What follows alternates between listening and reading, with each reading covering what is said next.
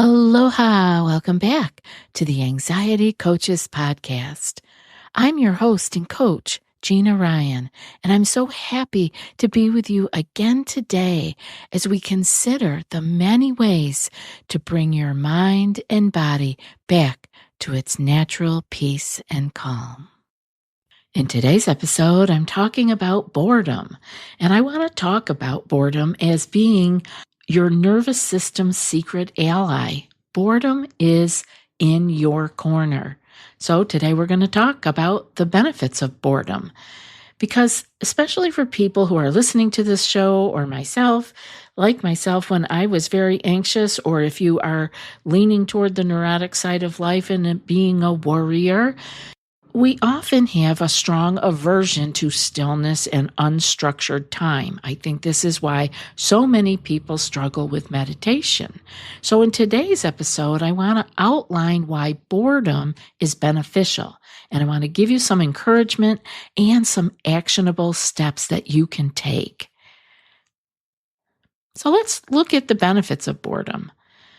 We're going to dive in, and I think that you might be surprised about the way I'm going to look at boredom, because it usually gets a bad rap. It's something we usually try to avoid, something we fill up with scrolling or snacking or checking or doing. But what if we are misunderstanding what boredom is? What if boredom isn't a problem, but a pathway? A doorway. You know, we live in an overstimulated, always-on world, and every moment of quiet can feel like something that we need to fix or escape. Again, this is why many people that work with me have such a difficult time learning to meditate. We want to fill every moment or fix something or get away, but we don't want to sit with. But by constantly filling our time, this keeps our nervous system in a state of low-level stress. It leaves no room for pause, no space for healing. And that is exactly why boredom matters. When we allow ourselves even just a few moments of unstructured time, like no distractions, no to-do list, we're actually giving our brain and our body a break that it really is after, a break that it deserves. It's a chance to reset, a chance to breathe. So I want to ask you a question today. Could boredom actually help calm your mind and reduce anxiety? What do you think about that? What I want to talk about today is exactly that. I want to talk about the hidden benefits of boredom and why it feels so uncomfortable at first. And maybe you will find that this is part of why you've had difficulty sitting in meditation for more than 2 or 3 minutes at a time. And how we can gently invite more space and stillness into our lives, even if it's just for a few minutes a day. So the first question would be, let's get clear. What is boredom? Boredom is a state of mental restlessness that happens when we experience a lack of stimulation. It's that feeling when your mind isn't engaged by whatever is happening around you or even within you. You might feel restless, maybe fidgety, or a bit unsettled because your brain is craving some kind of input, whether that's a new experience, a task, or even just a thought that you can hold on to. But I want you to think of boredom as a signal. It's like your brain's way of saying, hey, I'm looking for something to pay attention to. It's not inherently bad. It's more like a pause or an alert, letting you know that your usual sources of stimulation aren't currently available. Now, we also want to tease out here how boredom is different from depression or apathy. Boredom can feel uncomfortable, and people who are anxious do not like discomfort because discomfort often to the anxious person feels like danger. And now, while boredom can feel uncomfortable, it's important to understand that it's not the same as depression or apathy, even though sometimes the feelings might overlap. Meaning, depression is a clinical condition that involves persistent sadness, hopelessness, and a deep lack of energy or motivation. Unlike boredom, which is temporary and linked to external or internal lack of stimulation, depression affects how you feel about yourself and life overall. It often includes symptoms like feeling numb, having overwhelming fatigue, or loss of interest in most of everything for weeks or months.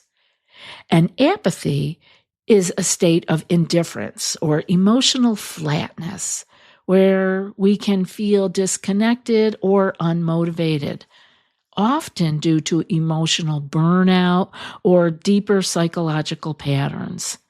Unlike boredom, which involves wanting to feel engaged, but not knowing how, apathy involves not caring or feeling too drained to care at all. I really believe that it matters to know the difference because when people feel bored, they might worry that they're depressed or emotionally unwell. Nowadays, everybody wants to put a label and have some sort of a mental tag on them. And so sometimes we run to things where we might just be in a temporary state. And boredom is usually a normal temporary state that everyone experiences. It can even be a healthy signal encouraging you to rest, to reflect, or to get creative. Understanding boredom as a distinct experience helps us to be more gentle with ourselves, and it opens the door to using boredom intentionally as a tool for calm and creativity instead of something to fear or escape, because you know exactly what happens when we fear something or when we try to run away. It just gets bigger and stronger. Let's take a moment to really look at what boredom is and what it isn't. Boredom is often described as a kind of mental restlessness, as I said earlier. It's what we feel when we're not being stimulated by either our external or our internal lives. There's nothing grabbing our attention, nothing like a task to pull us forward. We might feel a little agitated or uncomfortable because of it.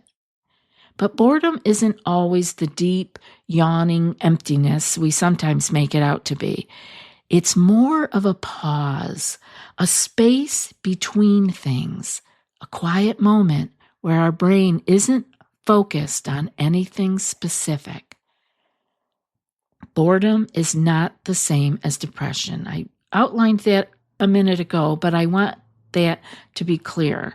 Depression is a serious place to be, and it's a mental health condition that can involve persistent feelings of hopelessness, fatigue, or loss of interest in life altogether. And boredom, remember, is temporary. It's more about the lack of stimulation, not the lack of capacity to feel joy or meaning. It's also different from apathy, again, which is that flatness. Think of it as indifference that comes from, again, emotional burnout and some deeper psychological patterns potentially. With boredom, we still want to feel something. We're just not sure what it is in that very moment. So if you live with anxiety, here's where it gets really interesting. Boredom can actually feel threatening. And you know what happens when an anxious person feels threatened? Again, the fear kicks up. We go into our fight or flight, and a trip down the wormhole is looking pretty close. Boredom creates a kind of empty space, and that space can feel uncomfortable. It can be discomfort. When nothing else is occupying your attention, your anxious mind may try to fill that space with worry, with overthinking, or with rumination. It might feel like your mind goes into overdrive the moment things get quiet. I have heard this from so many of you. I know that this is true. So it makes sense that many of us, especially those with anxiety, instinctively reach for phones or a to-do list or background noise in the moment that boredom creeps in. Not because you're weak or that we're distracted, but because we've learned to associate stillness with discomfort. And then the anxious mind associates discomfort with danger. And so none of that feels good. But here is a beautiful truth. Boredom can be retrained. It can become a safe space, even a nourishing one, where we can learn to meet it with awareness and curiosity instead of fear. You know, here are some of the benefits of boredom. It can be kind of like a mental reset. Boredom can allow your nervous system to down-regulate. It can also enhance creativity. Boredom can give your mind space to wander and in that way generate new ideas. Problem solving can be a benefit of boredom. In downtime, the brain connects dots that were previously unnoticed. Boredom can help us become aware of our values, our longings, and intuition, and therefore we become more connected with ourselves. And boredom can help us to break away from overwhelm. So it can be like a counterbalance to chronic overstimulation and anxiety. Here's something that might surprise you. To your nervous system, especially if you've lived with chronic anxiety, boredom can feel like a threat. Not in a logical way, but in a felt sense. Because when things go quiet, when there's no stimulation, no activity, no urgency, the body might interpret that stillness as unsafe. For someone who's used to being on alert or high alert, that quiet can actually feel disorienting, like something's wrong, like we've let our guard down. You know, you may have people in your life who may have even said to you, "Why are you always living in chaos? Why do you always create chaos?" It could be because you were so uncomfortable with quiet, with stillness. But here's good news about all of that. Boredom is not danger. Stillness is not danger. And we can begin to teach the body that it's safe to pause. So each time that we allow ourselves a moment of stillness, a few minutes without distractions, we're showing our nervous system that we don't need to stay revved up all the time, that we can be okay without constantly doing. And this is where the nervous system starts to relearn calm. One helpful idea here comes from the polyvagal theory, which many of you may have heard me mention before. It's the science of how our body detects safety or threat. According to this theory, the vagus nerve, a key player in our parasympathetic nervous system, helps us shift into a state of rest and regulation when we feel safe enough. By allowing moments of boredom and stillness, We're activating that vagus nerve and inviting the body into a calm and regulated state. And when we practice this over time, we start to create something really powerful. And that is a space between stimulus and response. This space is the difference between reacting automatically and responding wisely. It's what gives us freedom from anxiety-driven habits, from reactivity, and from overwhelm. So the next time you find yourself reaching for your phone at the first sign of boredom, see if you can pause just for one breath, just long enough to remind yourself, stillness is not a threat. I can reset now. I am safe in this moment. I am so glad that you would give me your attention today and being open to seeing boredom in a new light. I invite you to come back for part 2, where we'll dive into the amazing benefits boredom can bring, from calming your nervous system to sparking creativity and helping you respond to life with more ease. I'll also share some simple, gentle practices to help you embrace the boredom without fear or frustration. So don't miss it. Subscribe to the Anxiety Coaches podcast and be sure to catch part 2 of Boredom, Your Nervous System's Secret Ally. Until then, take care of yourself and try to welcome those quiet moments. They might surprise you. And now for today's quote. Boredom always precedes a period of great creativity. And that's from Robert M. Pirsig. I'll be back in a few more days with another podcast.